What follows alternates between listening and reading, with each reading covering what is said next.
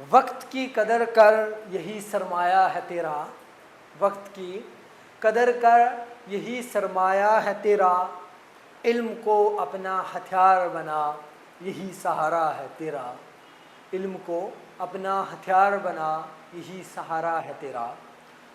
Welcome back to the career makeup institute. आज हम फिर से क्लास 9 सिविक्स का चैप्टर फर्स्ट डेमोक्रेसी जो है वो पढ़ने जा रहे हैं। इससे पहले हमने 2 लेक्चर्स इसके ऊपर पढ़ाए हैं। अगर आपने वो नहीं देखे तो प्लेलिस्ट में जाके पहले वो देख लीजिएगा, उससे आपको और अच्छे से समझ आएगा। आज हम पढ़ेंगे arguments in favour of democracy, यानी वर्ल्ड के वो थिंकर्स, वर्ल्ड के वो लोग जो डेमोक्रेसी के फेवर में। आपको पता है कि हर एक चीज़ के 2 पहलू होते हैं, left and right, up and down. या अब उस 2 पहलू पे लोग जो हैं वो भी डिफरेंट आइडियाज़ के बिना पर बट जाते हैं। कुछ लोग एक साइड हो जाते हैं, कुछ लोग दूसरी साइड हो जाते हैं। यही डेमोक्रेसी के साथ है। अब हम सबसे पहले पढ़ेंगे कि जो लोग कहते हैं कि डेमोक्रेसी सही है, डेमोक्रेसी के फेवर में बोलते हैं, उनके आर्ग्यूमेंट्स पढ़ेंगे और बाद में उसके जो अगेंस्ट बोलते हैं वो। सबसे पहले arguments in favour of democracy. अब कहा जाता है कि डेमोक्रेटिक गवर्नमेंट जो होती है ये बेटर गवर्नमेंट है, और हाँ, डेमोक्रेसी को बेस्ट फॉर्म ऑफ गवर्नमेंट भी कहा जाता है। और ये बेटर गवर्नमेंट है क्योंकि यहाँ पे जो गवर्नमेंट होती है वो मोर अकाउंटेबल होती है। फॉर एग्जाम्पल, एक गवर्नमेंट है वो डेमोक्रेटिक गवर्नमेंट है, तो लास्ट लेक्चर में हमने डिस्कस किया था कि वो लोगों के आगे आंसरेबल होती है। कोई भी डिसीजन एक डेमोक्रेटिक गवर्नमेंट लेती है उसको ये वो आंसरेबल होती है उसके बाद, क्योंकि 5 साल के बाद डेमोक्रेटिक सेटअप में, डेमोक्रेटिक प्रोसेस में दोबारा से इलेक्शन होने हैं। तो जब दोबारा से इलेक्शन होंगे तो जाहिर सी बात है जिन लोगों ने दोबारा लोगों से वोट हासिल करने होंगे वो पब्लिक के इंटरेस्ट में ही काम करने की कोशिश करेंगे। दूसरी चीज, डेमोक्रेसी इंप्रूव करती है क्वालिटी ऑफ डिसीजन मेकिंग। अब डिसीजन मेकिंग कैसे कि हमारे जो डिसीजन लिए जाते हैं वो किसके द्वारा, पब्लिक रिप्रेजेंटेटिव्स के द्वारा। तो पब्लिक जो लोग हैं, पब्लिक है, वो डायरेक्टली पब्लिक रिप्रेजेंटेटिव्स को अप्रोच कर सकती है, उनसे अपने जो इश्यूज हैं उनको सुना सकती है। और पब्लिक रिप्रेजेंटेटिव्स जो है वो डिसीजन मेकिंग पावर, यानी जो असेंबली में जब लॉ मेकिंग बॉडी होती है वहाँ पे जाके अपनी जो राय है, अपने जो ख्यालात हैं वो रख सकते हैं। दूसरी, डेमोक्रेसी प्रोवाइड करती है मेथड, डील करता है जो डिफरेंसेस एंड कन्फ्लिक्ट्स के साथ। अब डेमोक्रेसी में जो कॉन्स्टिट्यूशन है वहां पे ही ऑलरेडी जो है वो क्या किया जाता है, कभी कन्फ्लिक्ट्स और डिफरेंसेस होते हैं उनको सेटल डाउन करने के लिए मेथड्स होते हैं। और ये सूटेबल हो कंट्रीज लाइक इंडिया में, और इंडिया में डाइवर्सिटी ऑफ लैंग्वेज है। अब देखना, डाइवर्स कंट्रीज के लिए भी डेमोक्रेसी जो है वो बेस्ट फॉर्म है। क्यों? एक एग्जांपल आप ले लो इंडिया की। इंडिया में डाइवर्सिटी ऑफ लैंग्वेज है, डाइवर्स रिलीजन के लोग हैं, डाइवर्स मतलब डिफरेंट कल्चर वगैरह के लोग हैं, डाइवर्स कल्चर के लोग हैं। तो इन हम सबको एक क्या चीज बनाती है, डेमोक्रेसी। हम सब एक साथ, क्योंकि कॉन्स्टिट्यूशन है। अब कॉन्स्टिट्यूशन जो है वो सुपीरियर है। अब हम जो भी काम करेंगे वो लॉ के अकॉर्डिंगली करेंगे, और गवर्नमेंट किसके बेस पे चलेगी, लॉज के बेस पे। हम किसके बेस पे चलेंगे, लॉज के अकॉर्डिंगली। तो इसलिए डेमोक्रेसी जो है वो हमें क्या करती है, हम सबको यूनाइट करती है, एक साथ लाती है। डेमोक्रेसी में no one is a permanent winner और लूज। अब देखो, फॉर एग्जांपल, कोई भी एक है वो परमानेंट ना तो विनर है ना तो लूजर है। अब देखो, 2 लोग जो हैं वो अगर इलेक्शन लड़ेंगे, अब 5 साल के लिए एक बना, उसको 5 साल के बाद ये है कि भाई 5 साल के बाद दूसरा भी बन सकता है।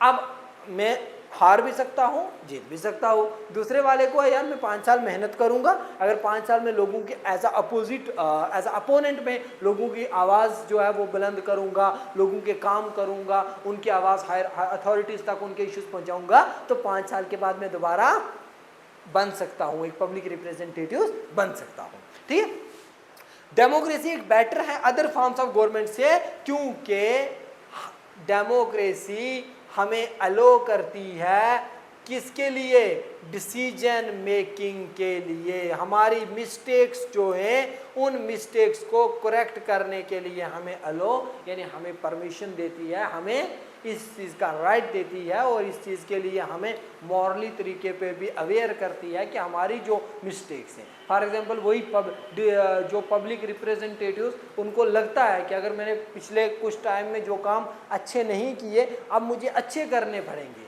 अगर अच्छे नहीं करूँगा तो नेक्स्ट टाइम पे मेरे साथ जो दूसरे अपोनेंट हैं वो आगे निकल जाएंगे, वो जीत सकते हैं। मुझे अगर इस सिस्टम में रहना है, मुझे अगर एज आ एक पब्लिक रिप्रेजेंटेटिव्स बने रहना है, तो मुझे लोगों के इंटरेस्ट में काम करना पड़ेगा, लोगों के राइट्स की बात करनी पड़ेगी। अब democracy the enhance the dignity of citizens because it is based on the principles of political equality, recognising that the poorest and the littlest education have the small status. देखो समझा रहा हूँ, ये कहते हैं इक्वालिटी डेमोक्रेसी बनाते हैं। Equality मतलब आप डेमोक्रेटिक जो कॉन्स्टिट्यूशन है वो भी इक्वालिटी की बात करता है, फंडामेंटल राइट्स में।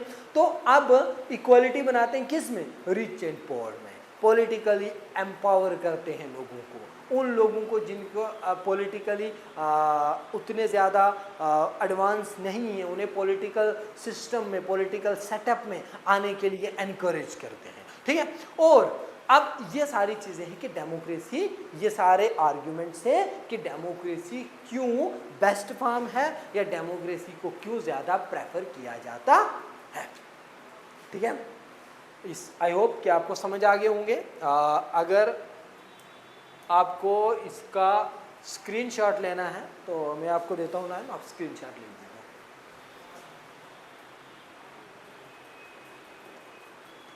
ओके, अब हम पढ़ते हैं कि कौन से आर्ग्यूमेंट्स हैं जो अगेंस्ट हैं डेमोक्रेसी के, और क्यों, यानी क्यों कुछ लोग कहते हैं, कुछ थिंकर्स से भी का भी मानना कि डेमोक्रेसी भाई उतनी ज़्यादा नहीं है, अच्छी नहीं है जितनी बोला जाता है। क्यों, इनको भी पढ़ लेते हैं। अब ये कहते हैं कि leaders keep changing in a democracy, this lead to instability. उनका ये मानना है कि जो डेमोक्रेसी में लीडर्स चेंज होते हैं इससे इंस्टेबिलिटी आती है, कि कोई भी लीडर परमानेंट नहीं रहता, तो इससे इंस्टेबिलिटी है। आफ्टर द इलेक्शन लीडर्स दोबारा बार बार 5 साल 6 साल के बाद जो है वो चेंज होते रहते हैं। दूसरी, democracy is all about political competition power में, ये कहते हैं कि यहाँ पे कोई भी मॉरलिटी का कोई भी स्कोप नहीं है, ये एक पावर प्ले है, ये एक सिर्फ जो है वो पावर प्ले का कंपटीशन है।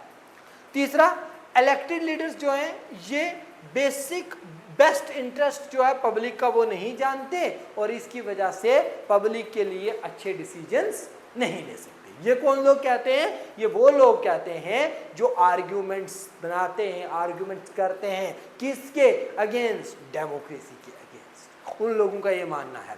अब democracy leads to corruption for it is the based on electoral competition. अब ये भी कहते हैं कि डेमोक्रेसी की वजह से सिस्टम में, सेटअप में करप्शन जो है वो इंक्रीज होती है। ठीक है, अब ये लोग एक और चीज कहते हैं कि ऑर्डिनरी पीपल जो हैं, जो आम लोग हैं, उन्हें नहीं पता कि कौन क्या उनके लिए सही गया है, और they should not decide in. अब जो आम लोग हैं इन लोग का ये मानना है कि आम जो लोग हैं, आम पब्लिक है, उन्हें नहीं पता कि उनके लिए क्या डिसीजंस लिए जा रहे हैं, और वो डिसीजंस लेना भी नहीं ले भी नहीं पाते आम लोग, और उनके लिए जो डिसीजंस लिए जा रहे हैं वो सही हैं या नहीं हैं उनको उसके बारे में भी पता नहीं है। आई थिंक लाइट चली गई है, but I will continue. Next हमारे पास है broader meaning of democracy. This is the important question जो हमेशा जो है वो पूछा जाता है।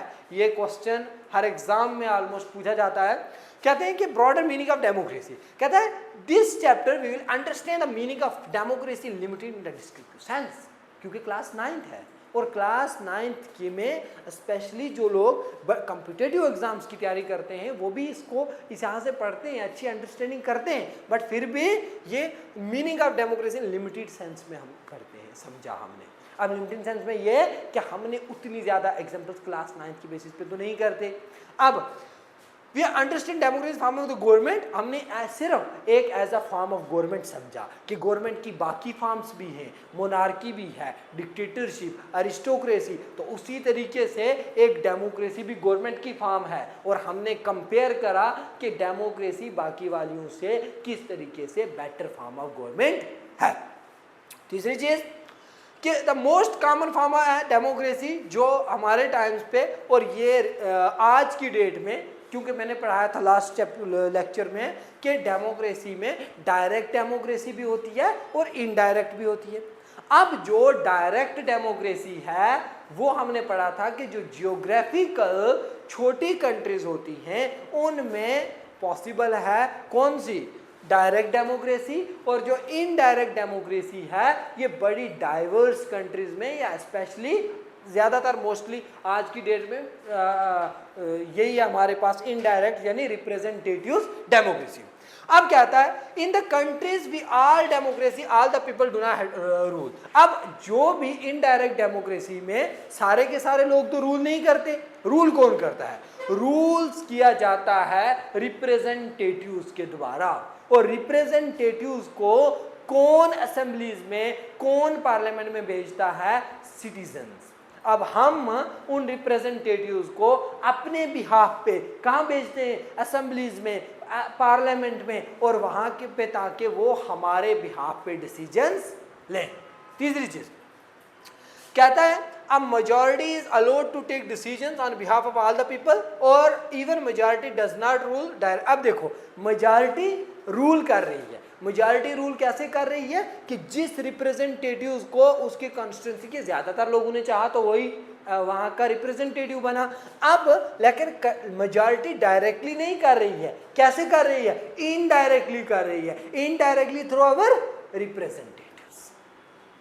ओके, तीसरी चीज मॉडर्न डेमोक्रेसीज जो है इन्वॉल्व, इसमें लार्ज नंबर ऑफ पीपल जो है वो डायरेक्टली फिजिकल इम्पॉसिबल होता है इन्वॉल्व होना, यानी अब पूरी पब्लिक डायरेक्ट डेमोक्रेसी की तरह अगर पूरी पब्लिक एक डिस्ट्रिक्ट की भी जाएगी तो वो कैसे डिसीजन लेगी, इट्स नॉट पॉसिबल, और ये पॉसिबल नहीं। इसी वजह से हम क्या करते हैं, हमने इनडायरेक्ट डेमोक्रेसी है, और इनडायरेक्ट डेमोक्रेसी में रिप्रेजेंटेटिव फॉर्म ऑफ डेमोक्रेसी, एक रिप्रेजेंटेटिव डेमोक्रेसी है। अब सीट क्या होती है, अब सारे के सारे जाके बैठ के डिसीजन नहीं ले सकते, इसलिए हम अपने बिहाफ पे रिप्रेजेंटेटिव्स को भेजते हैं कि हमारे बिहाफ पे डिसीजन लेंगे। Even if they could the citizen does not have the time. अब अगर सारे के सारे ये पॉसिबल भी होता कि सारे के सारे सिटीजन्स जो हैं वो एक साथ जाके डिसीजन ले, तब भी सारे लोगों के पास इतना टाइम नहीं, सिर्फ डिसीजंस और काम, मतलब बाकी काम भी तो अपनी रोजमर्रा जिंदगी के करने हैं। अब द डिजायर और the skills to take part in, अब सारे के सारे लोग जो हैं वो इतने ज़्यादा अवेयर भी नहीं होते कि कौन से डिसीजन लेने हैं, क्या है, कौन से डिसीजंस अच्छे होंगे, इसलिए जो उनको लगता है कि एक अच्छा रिप्रेजेंटेटिव है जो होना चाहिए, जो बात करना चाहिए, उसको आगे भेजते हैं। ठीक है, broader meaning of democracy I hope आपको समझ आ गया होगा। इसके बाद जो है हमारे पास आई थिंक लास्ट है conclusion. What is the conclusion? Chapter पढ़ा, चैप्टर में आर्ग्यूमेंट पढ़े, चैप्टर में डिफरेंट टाइप्स के फीचर्स पढ़े, चैप्टर में बहुत चीज़ें पढ़ी, लेकिन कंक्लूजन क्या निकला? The conclusion is this, class 9th civics chapter 1 democracy का conclusion, in a democracy final decision making power जो है वो किसके पास रहती है? इलेक्टेड रिप्रेजेंटेटिव्स के पास, जिनको इलेक्ट कौन करते हैं? पब्लिक इलेक्ट करती है। Got it? Okay, the next, democracy must be based on free and fair, और डेमोक्रेसी किस पे होनी चाहिए? फ्री एंड फेयर तरीके से। इलेक्शंस जो होने चाहिए, और इलेक्शंस में जो करंटली पावर में है उनको लूज करने का फेयर चांस होना चाहिए। उसके बाद इन डेमोक्रेसी जो भी अडल्ट सिटीजन्स हैं, जो आपने फीचर्स में पढ़ा, उन सबको क्या वोट, इक्वल वोट और होना चाहिए की का राइट होना चाहिए और इक्वल वोट की सब वैल्यू होनी चाहिए। ये थी डेमोक्रेसी। अब आपने करना क्या है, आपको इसकी कंप्लीट जो पीडीएफ है वो हमारे टेलीग्राम चैनल यानी टेलीग्राम में कैरियर मेकअप नोट्स ग्रुप में ज्वाइन करके वहाँ से इसकी जो पीडीएफ है वो भी आप ले सकते हो।